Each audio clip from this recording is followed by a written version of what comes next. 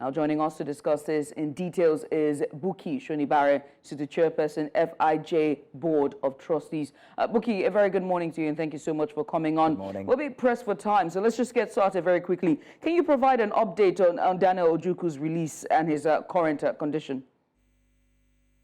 So Daniel Ojukwu was released 2 days ago by the Nigeria police. And that was following, a lot of pressure that was mounted by the Nigerian people. He should have been released on Tuesday night. There were bail conditions that were varied, which would have made it easier and faster for Daniel to come out. But after meeting the entire condition, we're told that we have to revert to status quo. And status quo meant more stringent conditions. And so we had to then start the entire process of trying to meet that particular condition. And then after the protest, 3 days ago, we revisited the bail conditions, and then we had to go back and forth until Daniel was released 2 days ago. That's on Friday, which was the day 10 of his unlawful detention in the Nigerian, at the first SCID here in Abuja. Daniel is out. Daniel is fine. Is recovering. Is recovering, especially psychologically and mentally, after that ordeal. So that's the current state of Daniel. So Bukky, only just a few days after celebrating World Press Freedom Day, this must have been really a very interesting tale. I want to find out exactly what the FIJ's response was to Ojukwu's abduction initially, and especially his detention, especially after finding out who the abduction was by.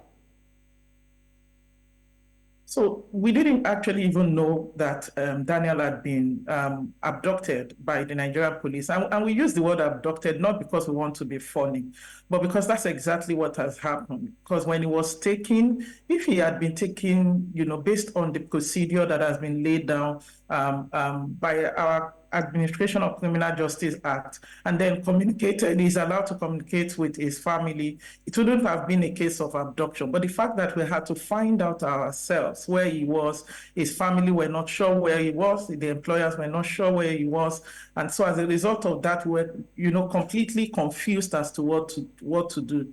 And then he was held in Panti for 4 days before he was moved to Abuja and spent another 5 days. And we believe all of this contravenes the provision of our established laws. If you look at the Constitution in Section 22 particularly guarantees the freedom of the press.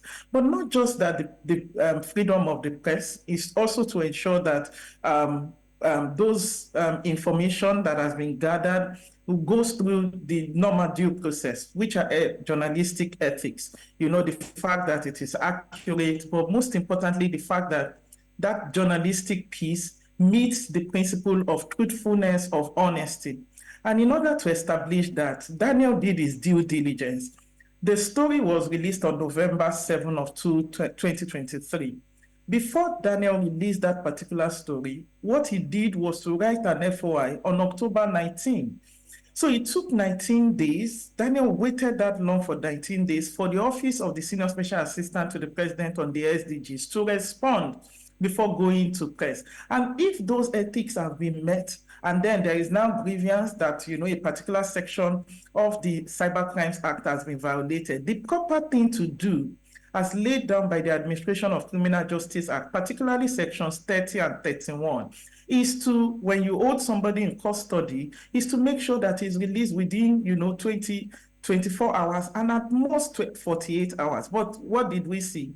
Daniel was held for over 240 hours, which is 10 days. And so our call has always been that follow the due process. We're not saying that the police should not investigate. We're not saying they should not do the proper thing. But we're saying that in so doing, don't violate established rights. Established right, for instance, Section 39 sub 1 of the Nigerian Constitution, guarantees, the freedom of Nigerians to be able to hold opinion, to be able to make sure that they express themselves, particularly Section 41 of the Constitution. If you look if you look at our constitution, and particularly how it says that every person shall be entitled to the freedom of expression, that guarantees Daniel's right to freely express as an individual, So, as Bukky, a when citizen. saying But that now, section I have to ask 22 that now. I quoted guarantees the right for journalists. So, Bukky, regarding the freedom of expression, the freedom of press, now, what are the implications for freedom of press after this instance, and especially when it comes to investigative journalism? The implication of this, which is why we use Daniel's case as the entry point, the implication of this is that the Cybercrimes Act continues to be used as a tool to gag citizens, as a tool to harass citizens, as a tool to unlawfully arrest, especially journalists.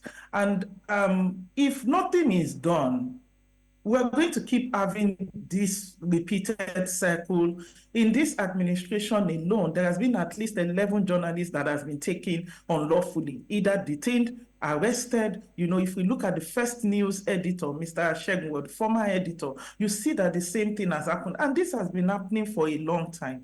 And even the Cybercrimes Act that was used as the basis to say that Daniel has committed either cyber stalking or cyber bullying or conspiracy or all of these offenses, that particular provision has been amended. So the question then is, which law is being used to, criminalize Daniel, that he has committed an offense? Because if the law does not exist, and don't forget that laws cannot be applied retroactively. That particular provision was amended in February of 2024, assented to by the government. So the implication, to answer your question directly, the implication is that if nothing is done, if we don't use this issue of Daniel to set judicial precedent regarding the provision of the law, to test the law, to make sure that the law indeed protects journalists and citizens, we will keep having this repeated cycle. So for us at FIJ, it is important for us to use this as the entry point to make sure that journalists, individuals, Nigerians are protected according to the provisions of the law. We saw the protest in Abuja, yourself at the front lines there protesting for his release.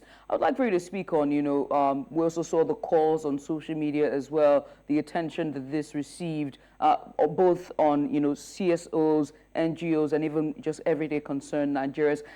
I want to ask, how has all of this impacted, this case and his subsequent release? To be honest, the protest would not have been necessary. For me, as a human rights advocate, protest is usually my last resort. Protest only becomes necessary when you have applied every other collaborative means, every other engagement means. And since Sunday, when Daniel was moved to Abuja, and I visited him, we started exploring back channels. Of course, there were grievances with, the way, when I was invited by the same center, there were grievances as to the story, what has happened. And so we saw all of that playing out in this particular case. And so when we, went back to go and engage with the Nigeria police, of course, there were already established grievances. But we're saying that this is a citizen. Protect him at all costs. And so when we had the protest was necessary, especially because Daniel should have been out on Monday, Tuesday, when the varied bail conditions, were met, but they said, no, we're going back. And so it became an issue of, are they really willing to release Daniel? If they are not willing, then the citizens needed to, up their ante in order for us to. So honestly, because when protest happens, the embarrassment is not just on the entity that we're protesting to. The embarrassment is on Nigerians. And whether we like it or not, it has, overall impact on our identity as Nigerians in the international community. And when you also look at the impact of protests like that in international news, you see how it affects, people's willingness to invest in Nigeria. If Nigeria is a state that violates rights of people, the international community who we are trying to attract to come and invest in Nigeria would not be willing to. And so we had that protest. So other than the protest, there were back channels, and then we went through the bail conditions and everything, and all of this combined effect led to Daniel's release. I must say, in closing, my thought on this is the right thing should always be done by government entities. If the right thing is done by government entities, citizens will not be forced, to conduct themselves, in those kind of antagonistic, confrontational means. There are other collaborative means with which we can engage. If you do the right thing as an entity, as laid down by the law,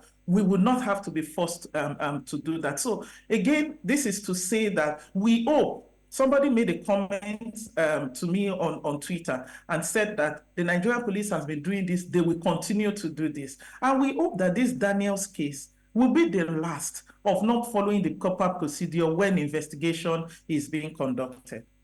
Bukky, Shonibare, we want to say thank you very much for all the efforts that you're putting in to ensure that press, well, we do have our freedom. Thank you indeed, Bukky. And that's Bukky Shonibare, the chairperson, FIJ Board of Trustees, talking to us about Daniel Ojukwu's arrest and subsequent release.